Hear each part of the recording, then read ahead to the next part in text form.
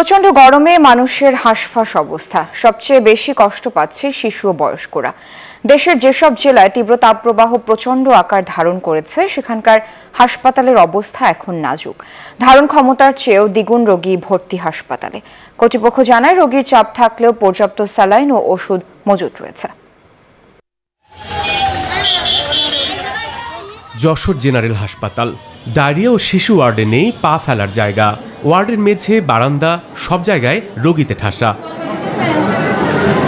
তীব্র গরমে ডায়রিয়া, সর্দি, কাশি সহ নানা রোগে আক্রান্ত হচ্ছেন মানুষ। এসব রোগে সবচেয়ে বেশি আক্রান্ত শিশুরা। গরমের কারণে নিউমোনিয়া হয়েছে। প্রচন্ড গরমে ঘিমে বাচ্চা অসুস্থ হয়ে পড়েছে।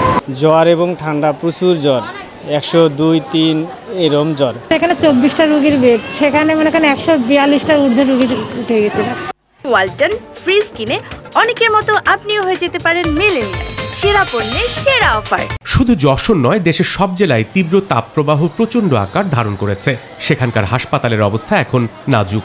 ধারণ ক্ষমতার চেয়েও দ্বিগুণ রোগী ভর্তি হাসপাতালে। 1200 বিছানার বিপরীতে রোগীর সংখ্যা ছিল 2837 জন, অর্থাৎ প্রায় 3 গুণ রোগী আমাদের হাসপাতালে ভর্তি হয়েছে। রংপুরেও তীব্র গরম, তো এখানে যেটা হয় আসলে বড়দের যেমন হিট স্ট্রোক টার্মটা ইউজ করা হচ্ছে, বাচ্চাদেরও হিট স্ট্রোক হতে পারে। চিকিৎসকরা বলছেন বিরূপ আবহাওয়ায় জনস্বাস্থ্যের উপর মারাত্মক প্রভাব ফেলছে। এই অবস্থায় সবাইকে সচেতন থাকার পরামর্শ দিয়েছেন তারা। সকাল 9টা-10টার পর থেকে বাইরে যেন না বের হয়, বাইরে খেলাধুলা এগুলো বলে দিতে হবে বাচ্চাদেরকে, যেন ঘরের মধ্যে থাকে। তাছাড়া বেশি করে পানি পান করতে হবে। আর বুকের দুধ যে বাচ্চারা খায় তাদেরকে বুকের দুধ ঘন ঘন খাওয়াতে হবে। হাসপাতাল কর্তৃপক্ষ জানিয়েছে, তীব্র গরমে প্রতিদিনই রোগীর চাপ বাড়লেও কোনো সংকট নেই। স্যালাইন ও ওষুধের মজুদ রয়েছে পর্যাপ্ত।